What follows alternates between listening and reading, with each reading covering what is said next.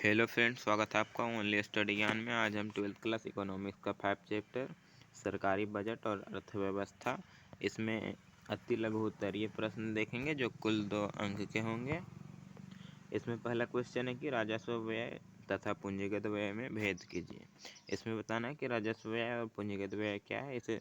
यह जो है 2017 में आया था जैक में। इसे दूसरे तरीके से पूछा जा सकता है कि पूंजीगत व्यय तथा राजस्व व्यय से क्या अभिप्राय है, प्रत्येक का एक उदाहरण दीजिए। तो इसका आंसर देखते हैं हम लोग। पहले राजस्व व्यय क्या है उसे देख लेते हैं।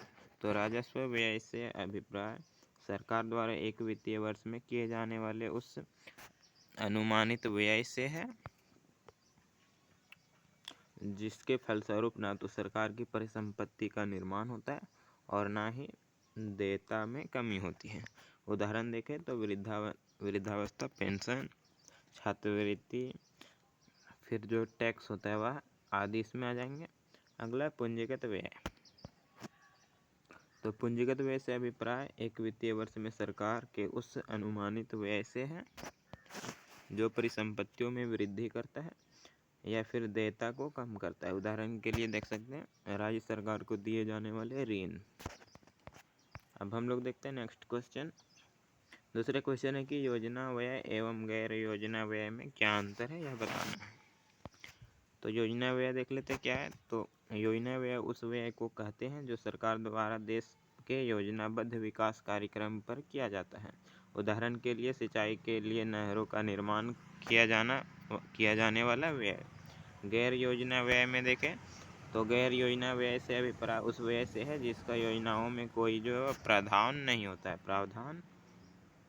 थर्ड क्वेश्चन है कि अर्थव्यवस्था में आर्थिक स्थिरता लाने में सरकारी बजट कैसे सहायक हो सकता है, समझाइए।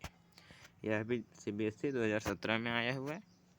तो इसका आंसर है कि अर्थव्यवस्थाओं में तेजी और मंदी के चक्र चलते रहते हैं, जिसे नियंत्रित करके अर्थव्यवस्था में स्थिरता प्राप्त करना बजट का एक उद्देश्य होता है। जब कभी सरकार को तेजी एवं मंदी की स्थितियों का नियंत्रण करना होता है तो वह तेजी के समय बचत का बजट एवं मंदी के समय जो है वह घाटे का बजट बनाती है और देश में लागू करती है। नेक्स्ट क्वेश्चन है कि सरकार की पूंजीगत प्राप्तियां और पूंजीगत व्यय को स्पष्ट कीजिए। तो पूंजीगत प्राप्तियां देखते हैं। तो पूंजीगत प्राप्तियां वे मौद्रिक प्राप्तियां हैं जिनसे सरकार की देयता उत्पन्न होती है या फिर परिसंपत्ति कम होती है। पूंजीगत प्राप्ति के अंग देखें तो पहला है ऋणों की वसूली, आंतरिक एवं विदेशी ऋण, और थर्ड है सार्वजनिक उपक्रमों में विनिवेश। पूंजीगत व्यय देखें तो पूंजीगत व्यय से अभिप्राय एक वित्तीय वर्ष में सरकार के उस अनुमानित व्यय से है जो परिसंपत्तियों में वृद्धि करता है या फिर देयता को कम करता है।